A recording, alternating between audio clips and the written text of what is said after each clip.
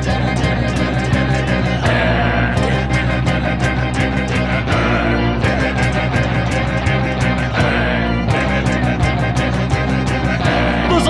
not a party's a man who fights crime, and we're gonna watch him fight for a minute at a time with John and Niall and a guest who doesn't rhyme. It's Bat Minute!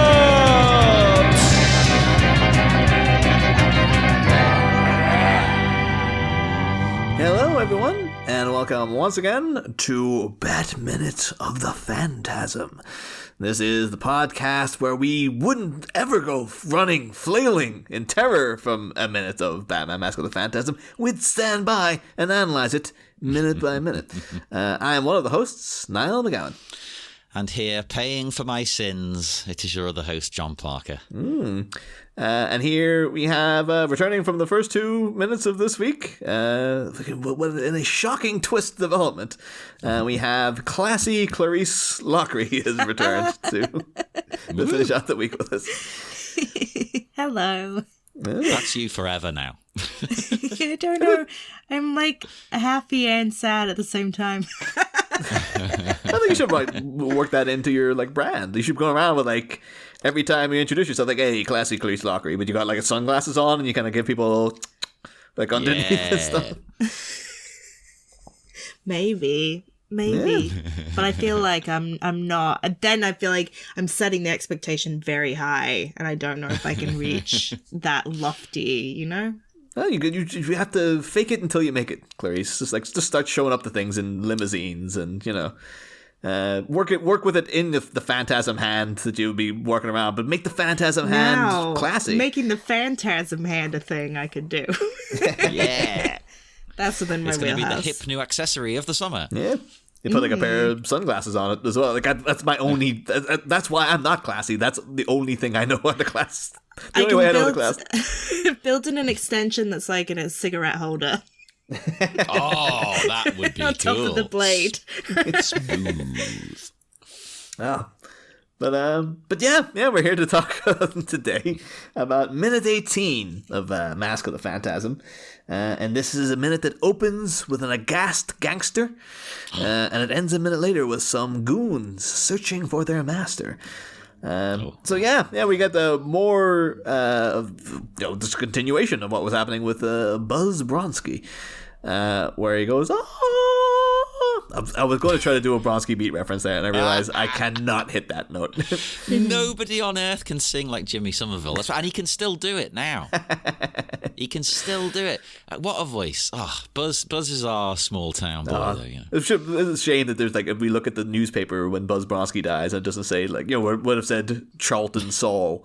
It says Jimmy Somerville Bronski. That'd be amazing. Although the other guy in the band, I think, was called Bronski, wasn't he? Oh, well, other guy Bronski. Yeah. Buzz brackets other guy Bronski. I can't remember his full name, but yeah, he was something Bronski. I think it was technically his band. Yes. Yeah. He says, I was the Bronski of Bronski Beat. I provided the beats, and I was the Bronski. God, screw Jimmy Somerville. I think it was one of those situations, because when Jimmy left, he just got a different singer. But yeah, we do get the quite rational reaction of someone approaching you in a grey cape and a friggin' hook hand in a load of smoke. You just going, get the hell away from me, and just running away. It does make me laugh though, because it's a reaction, right? It's not anything you've come up with in your mind. You've not thought of that line, because if you think about it now, get away from me, you freak. Has that ever worked? Has the bad guy gone, oh, okay, sure thing, my apologies? But it's a reaction. It's like, kind of thing. There's no need to call me names, I was just telling you. Freak is a very specific reaction to the spectre of death coming for you in a cemetery. Yeah. Oh, you goddamn freak. Oh, you freak. Well, I suppose that shows that he doesn't buy it, right? I guess that would make sense. Yeah, he's like, you got a hockey mask on, you look like freaking Casey Jones from the Turtles. It's like, hit me with a golf club? What is this? And yet again, he's got no respect. He tramples the flowers when he flees. No respect at all. Oh, I love that, though. Love the close-up of him trampling the flowers and then the smoke coming over to indicate. I really love this minute. just in the way it shows the Phantasm's pursuit, because it's so genuinely like people know me. I love horror movies. I love a slasher. I love all the Halloween movies, and this is not just Michael Myers, but it dates back even further into, because of the setting, into like, you know, creepy Hammer horror, or even like some of the Universal stuff where it's like, you imagine this is like James Whale's Batman or something. I would have liked to see that. Can we have an alternate universe where that exists, please? I'm sure someone, because people always do like Mario Bava's Batman, like fan posters and stuff. Try to see if maybe I could put together a James Whale Batman. Like, could be... Pretend it existed. It'll be the new Goncharov. Yeah, I'm assuming obviously Karloff he'll have to be Batman. Other than Bela Lugosi will be given. I was like, I'm Dracula, for Christ's sake. Why aren't I Batman? He is the original Batman. Yeah, and then you'd have Conrad Beat as the joke. Oh, it kind of makes itself really the James Whale Batman. But you can have that weird lady from Bride of Frankenstein. Like, oh no, she's the only thing that annoys me in that movie. You gotta have her as Alfred. She's just going. Oh, Master Wayne, there's a queer doctor at the door. Okay, I can accept that. That'd be good. But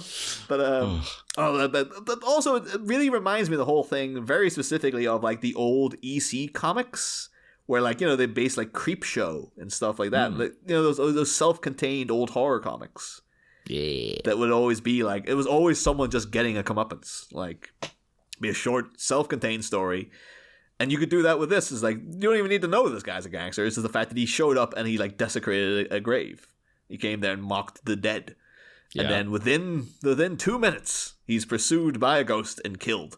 And then they find his corpse in a very grotesque fashion. And that's what 95% of those stories were back then. Whether it be like friggin', you know, Ted Danson getting buried under the shoreline or whatever the hell it was in Creepshow. Exit pursued by ghost was all I could think there. Oh. This minute, a lot of running around from Buzz Bronski. Oh, a lot of running. Like, and he's looking left, he's looking right. He trips over. It's like it's a classic kind of horror movie chase, isn't it? Because the pursuer's not even running or anything. Yeah. It's quite odd in that, like, because we said, you know, the first week it was stunning because we were so used to like, well, you never get this far into the movie in our first week normally. But like by the end of minute 3, we'd already had the entire opening credits and the opening fight. I was like, holy Christ, this is going quickly. It's quite odd that they actually let this sequence breathe. Like they take their time with the pursuit. There's, you know, the fact that this even goes on into next week, the Phantasm chasing Buzz is like, I like it. I like that they're taking their time. But which in a short movie is quite remarkable that they can afford to do that. Yeah. I have to ask Clarisse, you know, are you a Michael Myers or are you a Jason fan when it comes to guys, or neither? Michael Myers, although my favorite, like, of the big dog killers is Chucky.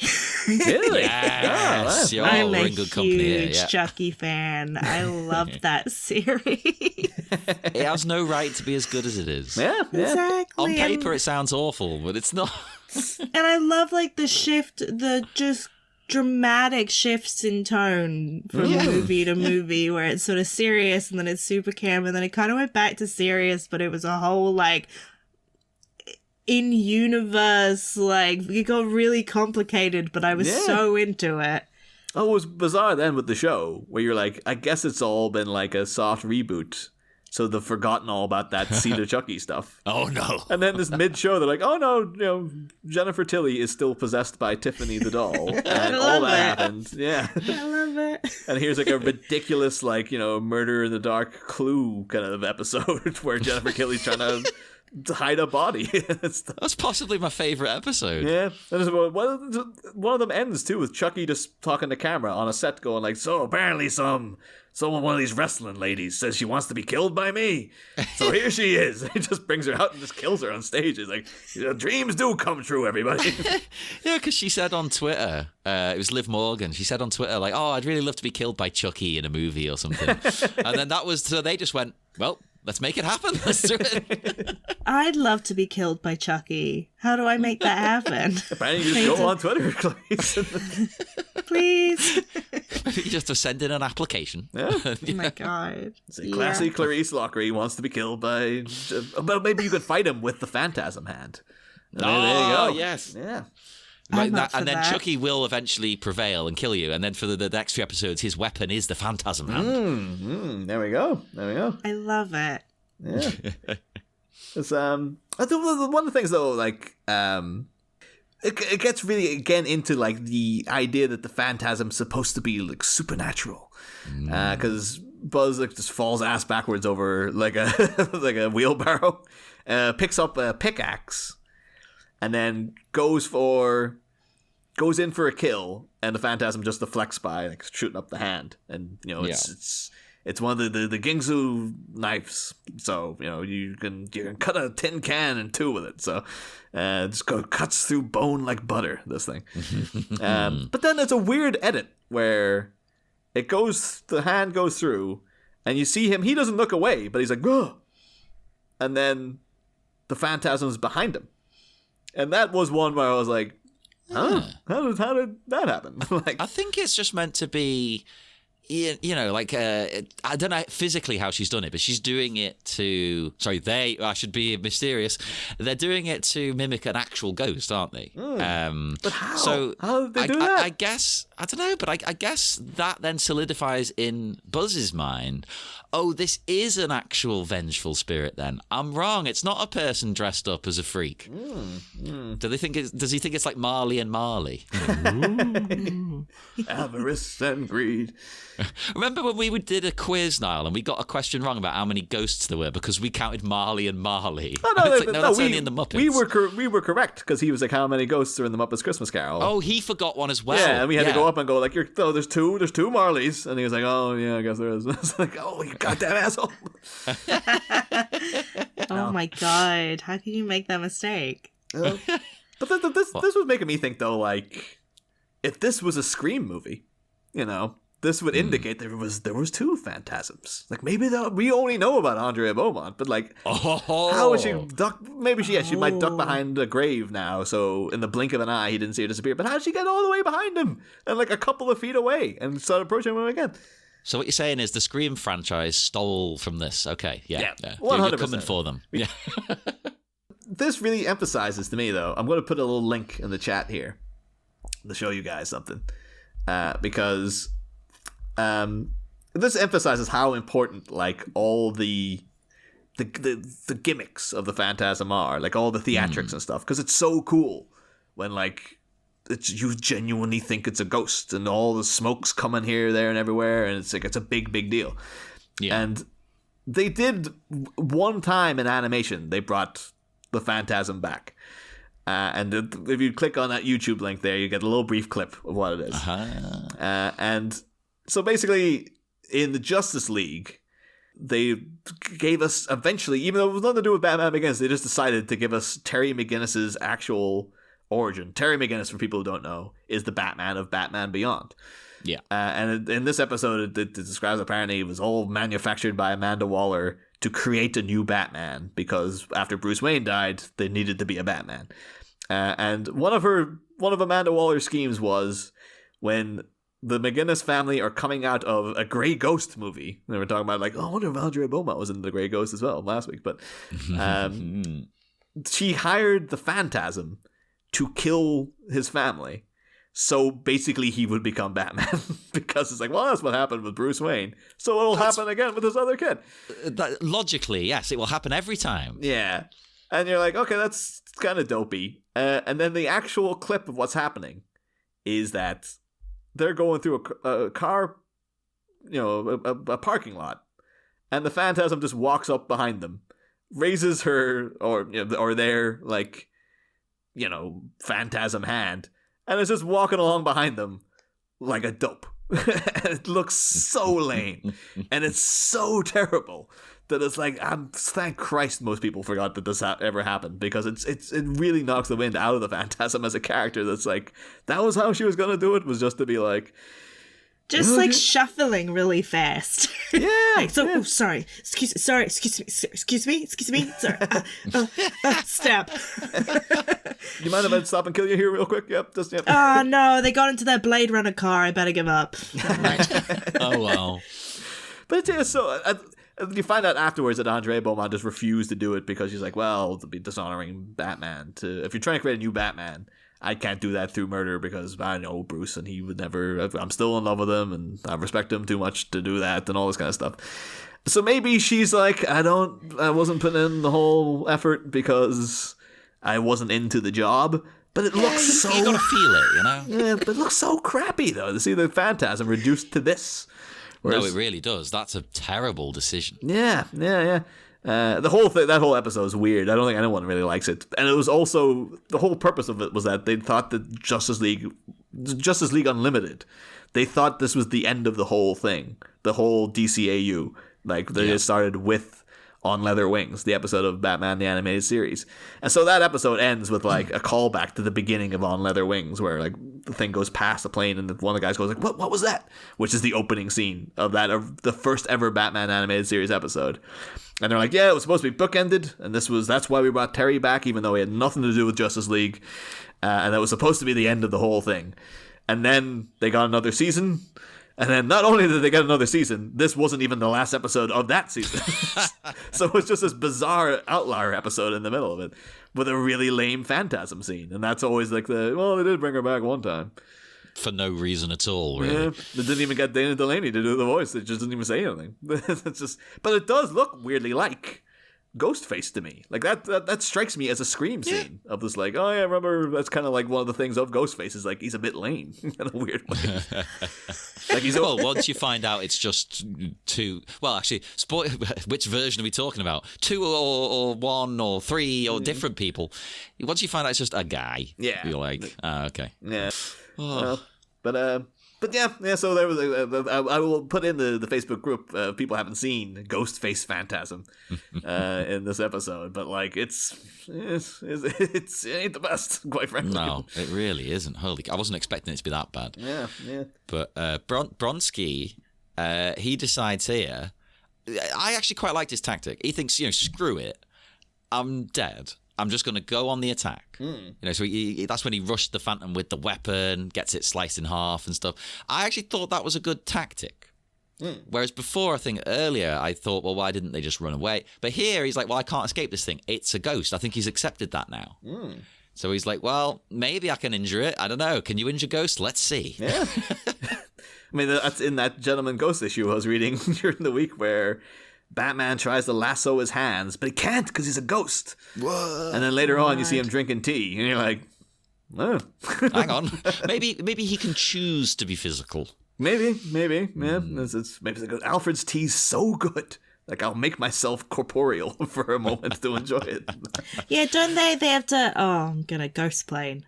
They have to, like, to interact with objects, they have to actively channel their energy into it. So it's like an action. So I think that's why you cannot touch a ghost, but a ghost can touch you. Well, you get a bit of that here as well, actually, because he throws the sort of broken end at the Phantasm, like to kind of skewer them, like, Hwah!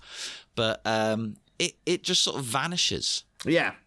I thought that's amazing. However she did it is brilliant, like, logistically. But also, he's now, like, 100% crapping himself. Like, well, there's nothing. I can't do anything. It feels like it almost... Like, I had to double check that little clip to see. Like, I always felt like it seemed as if it went straight through the Phantasm. Yeah. Like, it came out the other side. You don't actually see it go out the other side, to be fair. So I was always like, so what does Andrea do at this point? Is she just like... Or, maybe it's not Andre. Maybe it's the second Phantasm.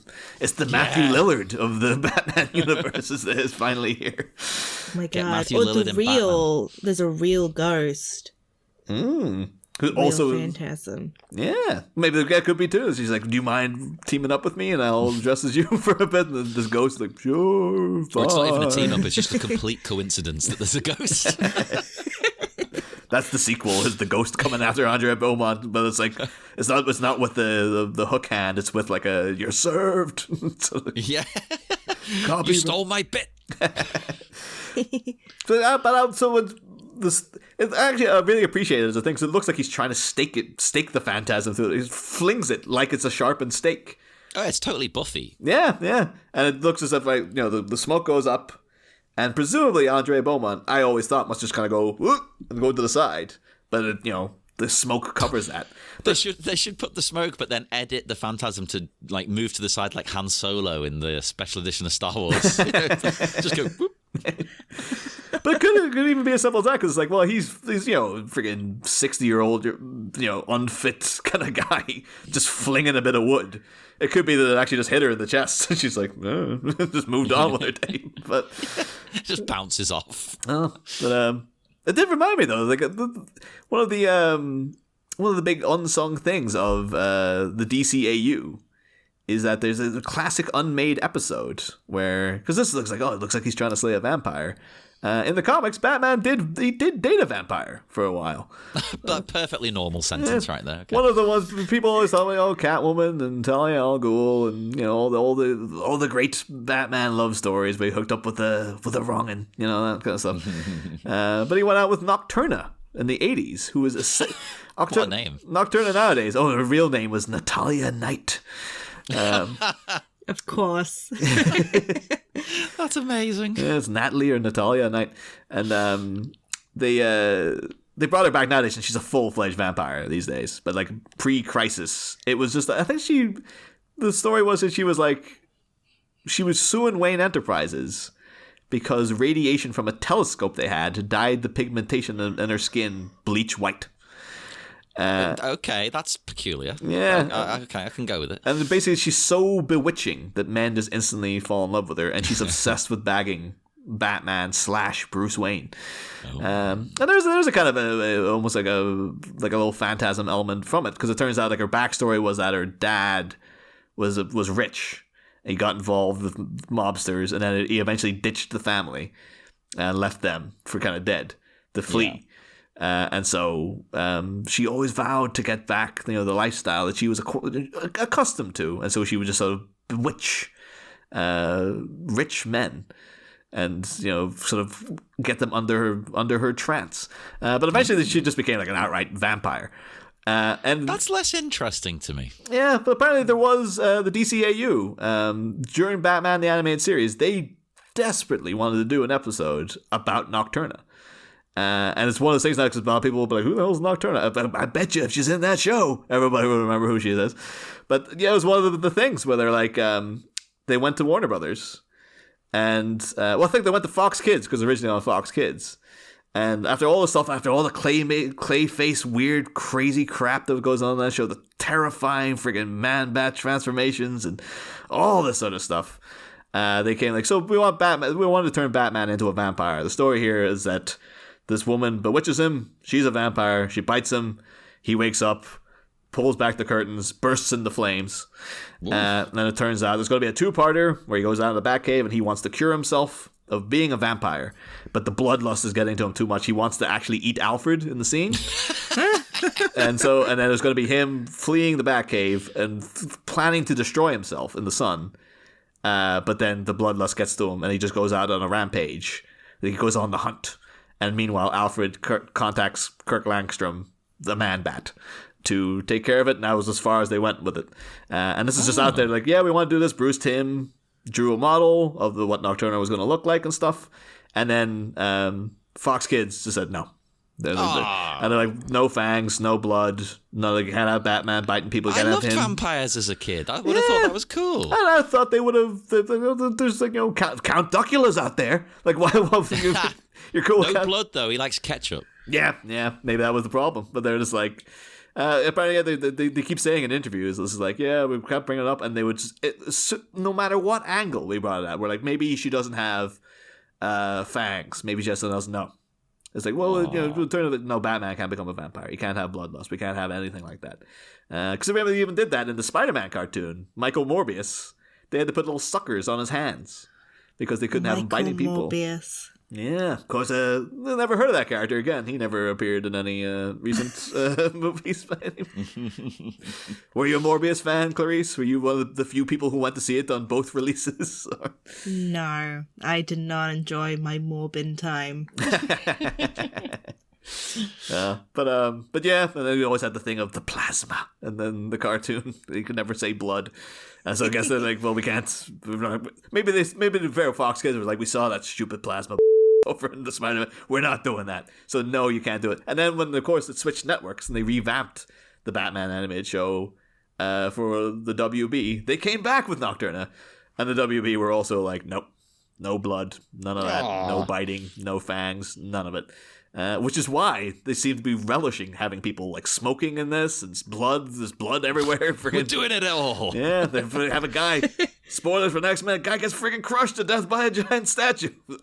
But yeah, this all was Warren mentioning because it's just all this little vampiric stake maneuver. I think it'll be a nice time to just throw in some stuff about Nocturna there, because I did the research and I wanted to talk about it. No, that's really cool. I don't know anything about that character, so I was fascinated, to be honest. Yeah. Apparently she said Nocturna's had a full on like abusive relationship with Batwoman in recent comics, like a lesbian love affair. Where it apparently got very controversial, but nowadays comics, they're like, oh, there was blood, there was guts, there was friggin' biting all over the goddamn place. But yeah, she's around, and she could have been in the animated series, but tragically never to be. But alas, let's do it now, people. Come on. I'd say why not? And that new Monsters. Is there a vampire in that one? The one that's coming out. There's no reason there can't be. So. James Gunn. I hope you're listening. It's like if you ever go to get to interview James Gunn, Clarisse, now you've got like a week's worth of freaking things to bring up. Like, just coming with a pitch deck, that's it. That'd be amazing. Just don't even do that. Just have it on like a post-it and just pass him it. It's like, yeah, read this later. He's just like, I was like, oh man, I would think about Gentleman Ghost, but I wouldn't know what it was. We've already cast the part for you. We got everything here drawn out for you. It's all sorted out. Don't worry about it. All you have to do is follow this exact blueprint, okay? It can't fail. Yeah. But yeah, so we have more then of just Buzz Bronski panicking. And eventually just turns around and starts booting away from the old Phantasm here. Yeah. And absolutely, again, it's just classic horror movie stuff. But I love the shot of him like ambling, like flailing up the hill, and just the Phantasm just gliding really slowly behind him. One could say running up that hill. I used to love that song. Yeah. And then something about this past year of hearing it, I don't know, about 85 million times. Well, and it's not the show's fault. No.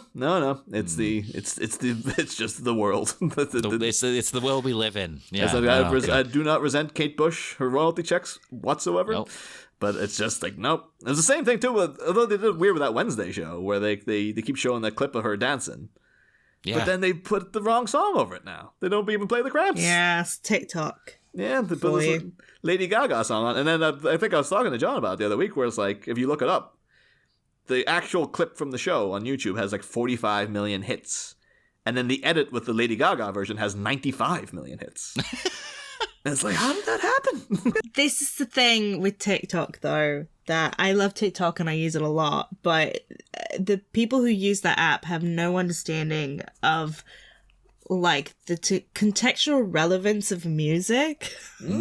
Because running up that hill, obviously, was a very popular sound, but I would see it on, like, videos of dogs from dog shelters. Like, here's what our dogs were up to this week. It's like, what do you think that song is about?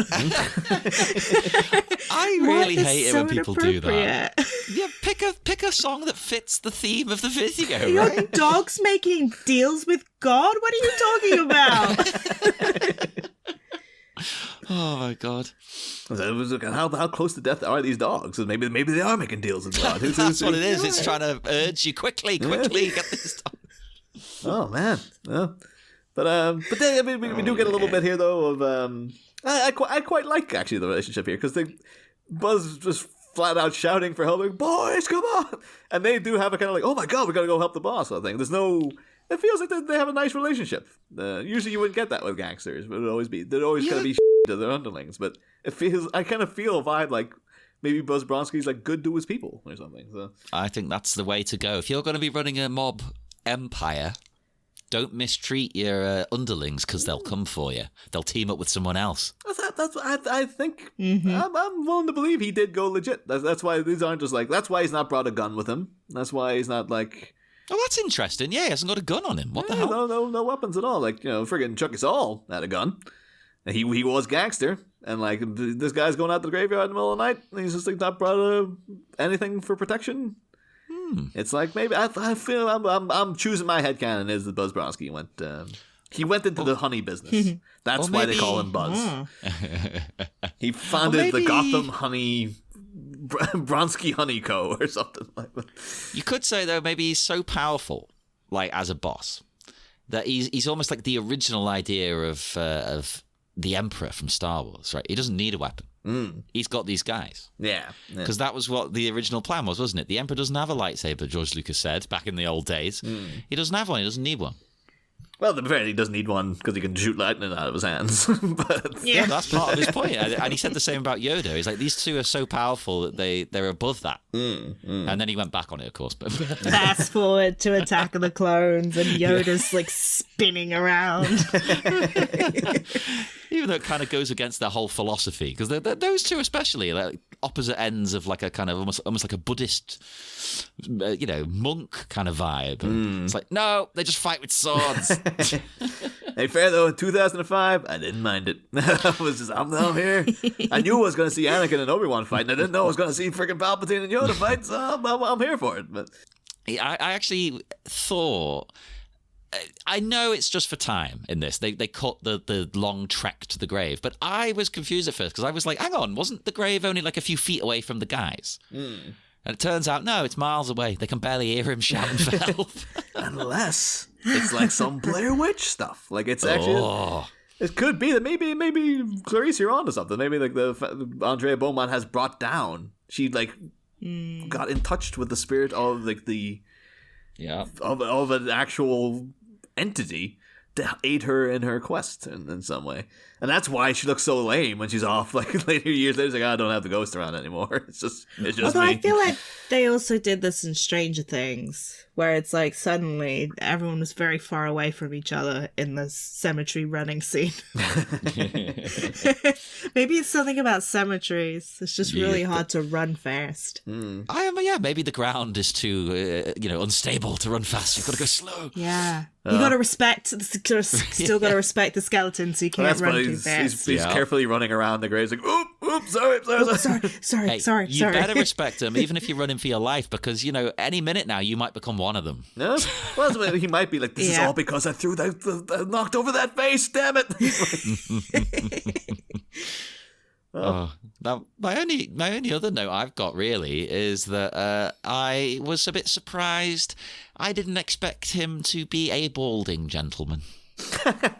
When his hat falls off while he's fleeing, and I was like, oh, he's bald. That was the dream back then, John. Nobody knew. Nobody knew. Me and you, we would have just walked around undetected back in the day. We would have passed. That would have been no, sadly not. Yeah. Nowadays, people are all like, oh, you got to take your hat off when you go. What was that meme that's going around? It was like, back in the day, your parents were subjected to things like you have to take your hat off at the dinner table. Yeah. And nowadays, you're like, what kind of stupid shit is that? Like, why? Who cares? I got told off at school for that once when I went to get some food. And they were like, take your hat off indoors. And I was just like, what? No. That's every time I go anytime I've gone out, traveling, went to, in Italy or somewhere, going to a big church, you always have someone there going, hey, take that off. Like, always telling you to take your hat off and stuff. And you're just like, what if, like, I understand that's your belief, what if I don't care? And I'm just like, I'll let God judge me with my hat on or whatever. Like, I would do it. Well, but then it's ironically women have to put a hat on. Yeah. When they put like a veil on. That's a good point. Holy crap. I mean, not in every church, but some of the ones in Italy, for sure. Yeah, and proper old school ones you're supposed to, aren't you? That's meant to be a thing that they just got rid of because they thought it was annoying. Like very confusing hat rules. Don't know why they're just decide for every gender. One single hat on or off.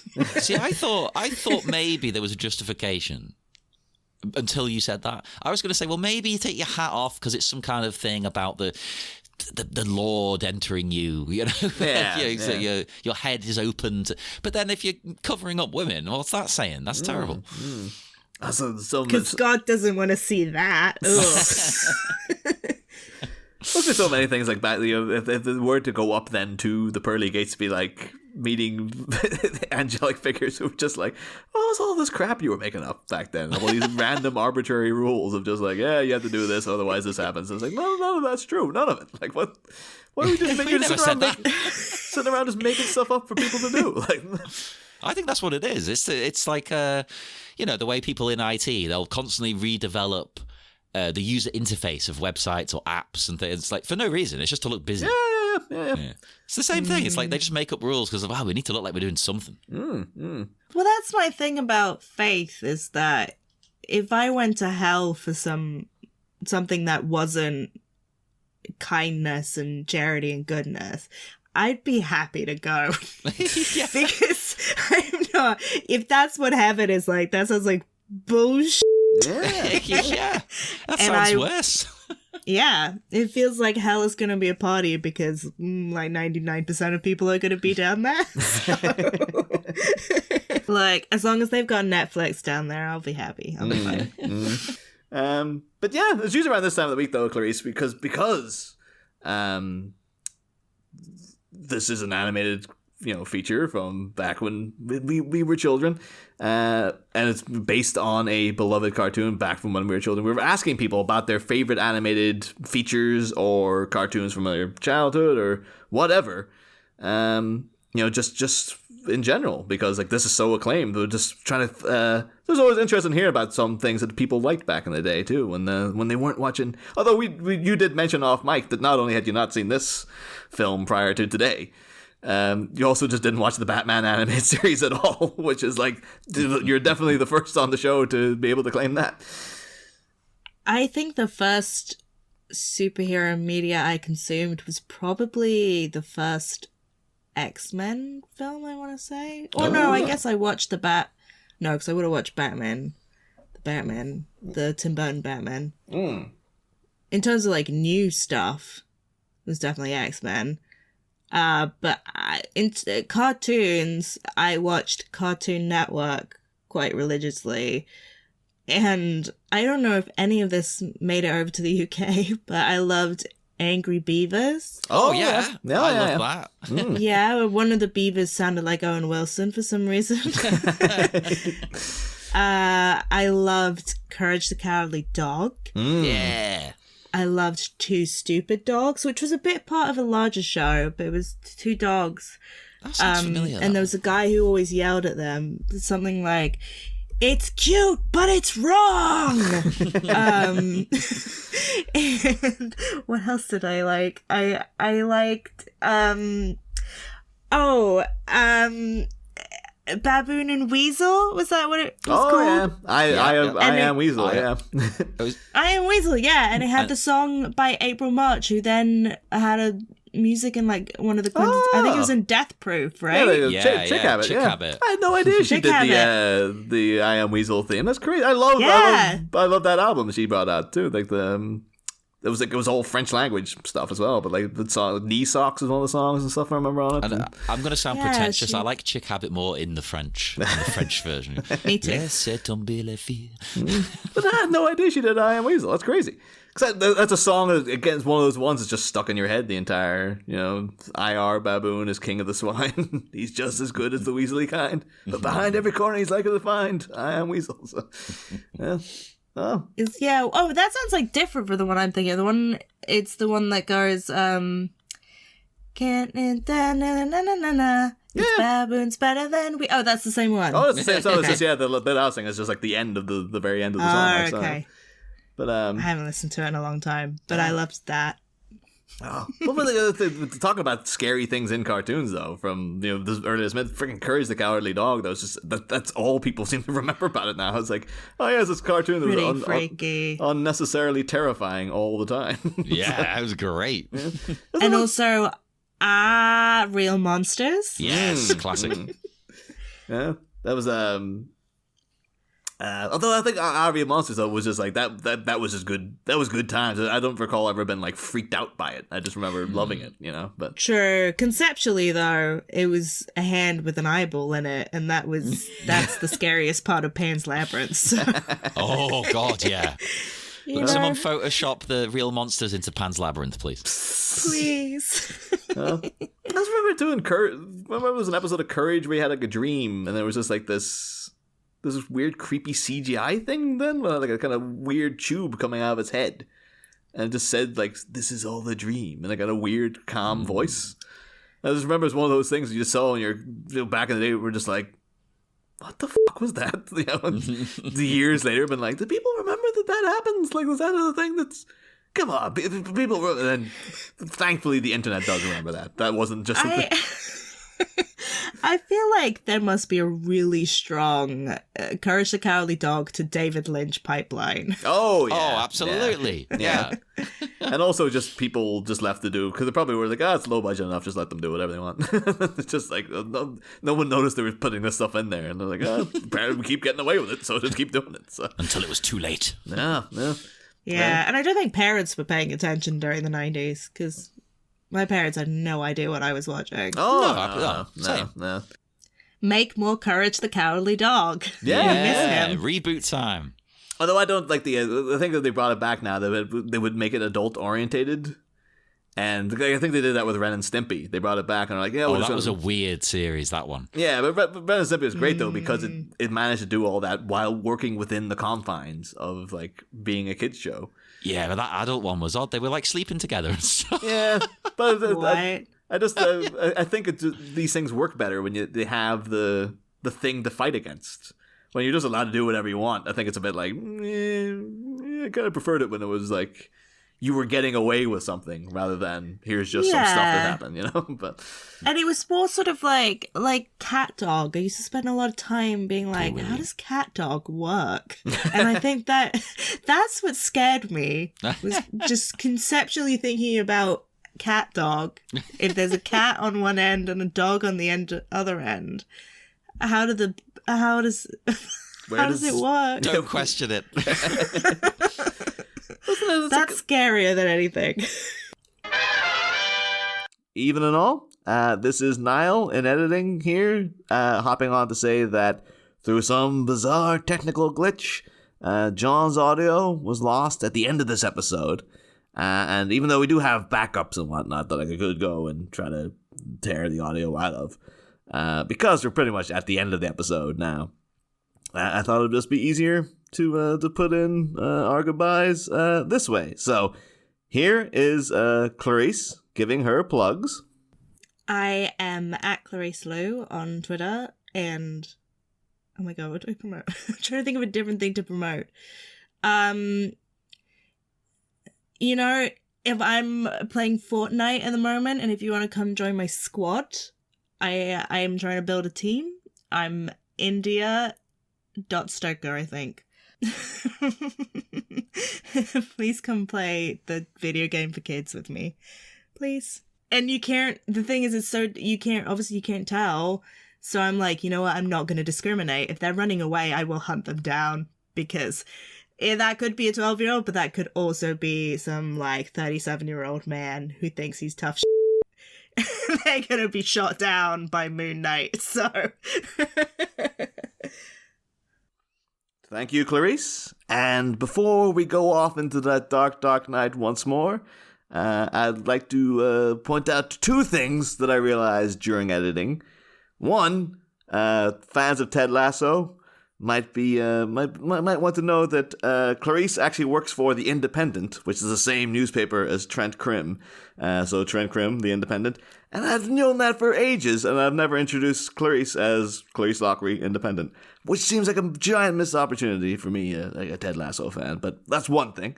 And two, in listening back to this, we talked so many times about Bronski Beat, the hit British synthwave band of the 1980s, Bronski Beat, and their single Small Town Boy, which was their massive number one, the chorus of which goes, run away, turn away, run away, turn away, run away.